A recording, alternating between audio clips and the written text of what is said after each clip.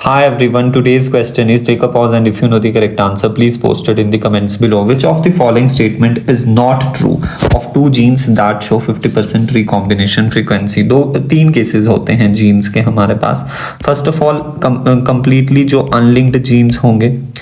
दूसरा हमारे पास linked genes हो सकते हैं दो तरह के. एक होंगे आपके पास कंप्लीटली लिंक्ड जीन्स एंड एक होंगे हमारे पास इनकम्प्लीटली लिंक्ड जीन्स. अब जो अनलिंक्ड जीन्स होते हैं यानी ए एंड बी जो है वो दो डिफरेंट क्रोमोसोम पे प्रेजेंट हैं. तो यहाँ पर हमारे पास जितने पेरेंटल टाइप के कॉम्बिनेशन बनेंगे उतने ही रिकॉम्बिनेंट टाइप के कॉम्बिनेशन बनते हैं इन ऑफस्प्रिंग्स बोल लो या गैमीट्स बोल लो. कंप्लीटली लिंक्ड जीन का मतलब है ए एंड बी बहुत पास प्रेजेंट है एंड इनकम्प्लीटली लिंक्ड जीन का मतलब है सेम क्रोमोसोम पे तो है बट वो थोड़े डिस्टेंस पे प्रेजेंट है दोनों जीन. अब जब आपके पास कंप्लीटली लिंक्ड जीन होंगे तो आपके पास पेरेंटल सारे ही कॉम्बिनेशन बनते हैं, कभी भी कोई नया रिकॉम्बिनेंट नहीं बनता बिकॉज ए एंड बी का इनहेरिटेंस हमेशा साथ ही होना है. क्रॉसिंग ओवर के चांसेस है ही नहीं. अगर हो भी जाए तो भी ए बी एक साथ ही जाएंगे.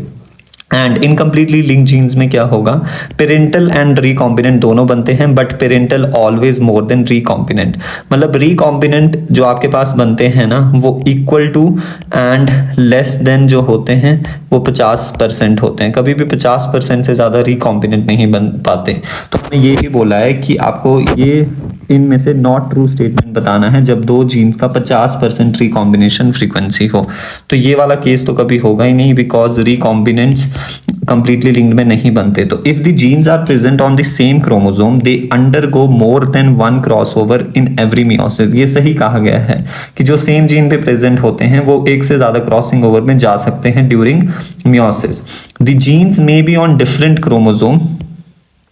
The genes may be on different chromosome. अच्छा, ये स्टेटमेंट बोली है कि ये वाली अनलिंक्ड जीन्स में पॉसिबल हो सकता है. यस, ये भी सही है. The genes are tightly linked. नहीं, अगर 50% रिकॉम्बिनेशन फ्रीक्वेंसी है तो टाइटली लिंक्ड जीन तो कभी होंगे नहीं बिकॉज टाइटली लिंक्ड जीन में सारे के सारे पेरेंटल टाइप ही बनते हैं.